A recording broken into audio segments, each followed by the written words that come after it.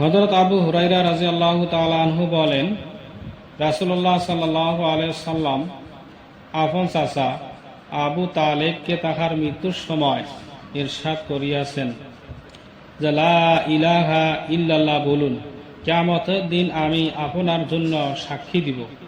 আবু তালেব জবাবে বলিলেন, যদি কুরাইশের এই খোঁটা দেওয়ার আশঙ্কা না হইত যে আবু তালেব শুধু মৃত্যুর ভয়ে কালিমা পাঠ করিয়াছে, তবে আমি কালিমা পড়িয়া তোমার চক্ষু শীতল করিতাম।